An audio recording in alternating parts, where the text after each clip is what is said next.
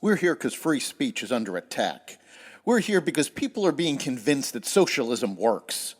We're here because people are being judged guilty until proven innocent. We are fighting back with facts. This is not a safe zone, so buckle up, Buttercup. This is the raw, naked truth.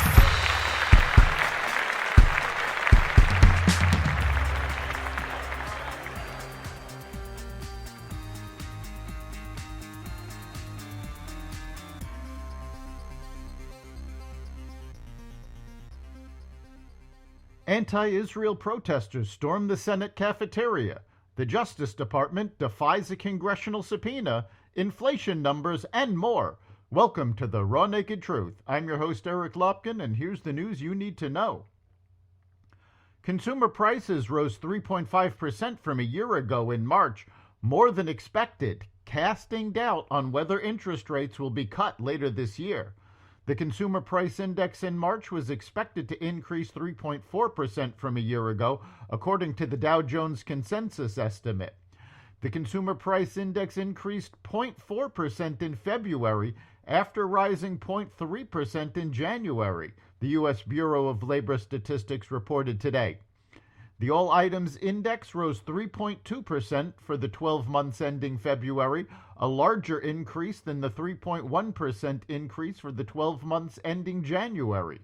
The All Items Less Food and Energy Index rose 3.8% over the last 12 months. The Energy Index decreased 1.9% for the 12 months ending February, while the Food Index increased 2.2% over the last year. This is the third month in a row that inflation has risen more than expected.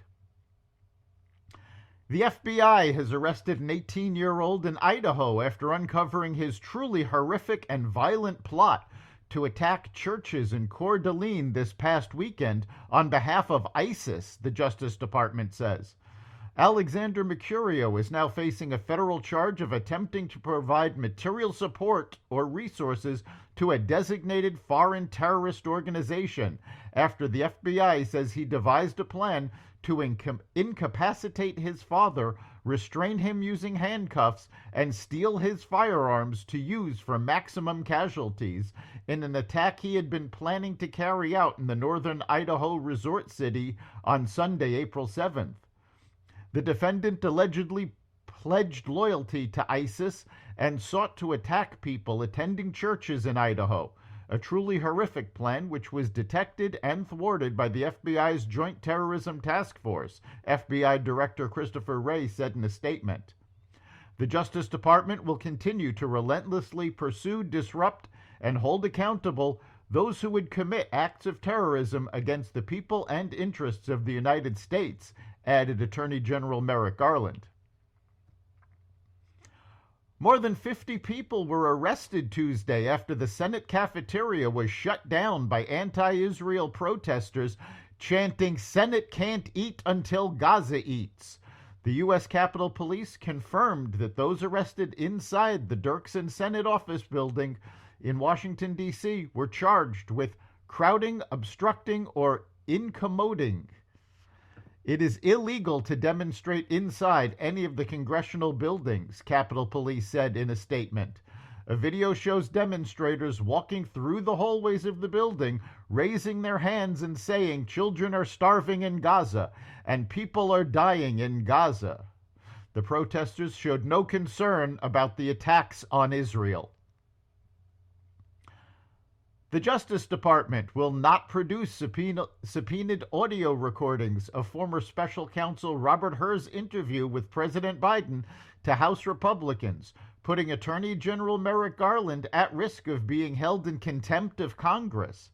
House Oversight Committee Chair James Comer and House Judiciary Committee Chair Jim Jordan have threatened to hold Garland in contempt of Congress over the Justice Department's failure to produce the records. Last month, they set Monday, April 8th as the deadline for Garland to comply.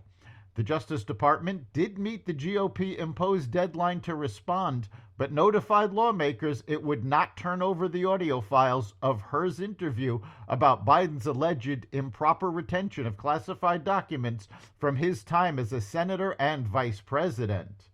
The Justice Department has arrested and convicted several members of Trump's inner circle for defying subpoenas, showcasing the hypocrisy of a two-tiered justice system. Hamas rejected another U.S. plan for a temporary ceasefire in Gaza, mediators said Wednesday, and plans instead to put forward its own roadmap for a permanent end to the 6-month-old conflict with Israel. The dismissal illustrates the wide disagreement between the two parties on the contours of a deal and reflects Hamas's growing confidence that diplomatic and domestic pressure on Israel to end the war gives the U.S.-designated terrorist group the upper hand in negotiations. Hamas is seeking a permanent ceasefire and the full withdrawal of Israeli soldiers from Gaza in return for the release of an undisclosed number of hostages held in the Strip. Israel has expressed openness to negotiating on the U.S. proposal for a temporary truce, but wants the option of continuing its military campaign afterwards.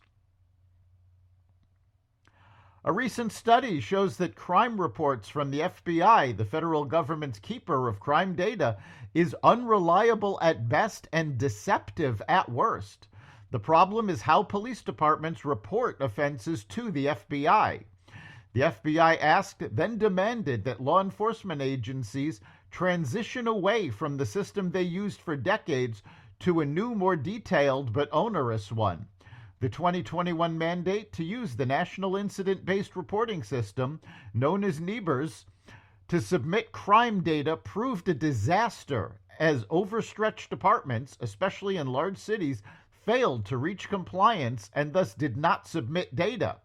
By 2021, less than 63% of departments overseeing just 65% of the population used the system. Chicago, Los Angeles, and New York City all failed to submit crime data. That underreporting reduces the reliability of FBI numbers in measuring actual offense levels. For example, robbery offenses, which constitute roughly 25% of all violent crime by volume, compared to 5% for murder, declined 18% between 2019 and 2022, according to the FBI, while the victims survey suggests a 30% rise. NPR editor Yuri Berliner issued a lengthy rebuke of NPR's media coverage of major news stories over the last few years, such as the Hunter Biden laptop and the COVID lab leak theory, and called out the outlet's efforts to damage Trump's presidency. Berliner, a senior business editor at the outlet, wrote in an essay for the Free Press that NPR's coverage veered off the deep end when Trump was elected in 2016.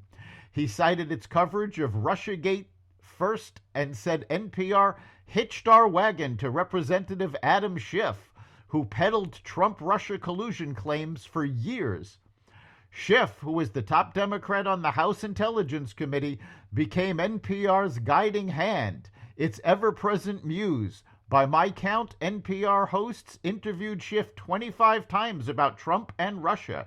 During many of those conversations, Schiff alluded to purported evidence of collusion. The Schiff talking points became the drumbeat of NPR news reports, Berliner wrote. After the Robert Mueller report found no credible evidence of collusion, he wrote, the Trump-Russia story disappeared from NPR's coverage. Berliner said, the outlet pretended like it never happened. That's the Raw Naked Truth.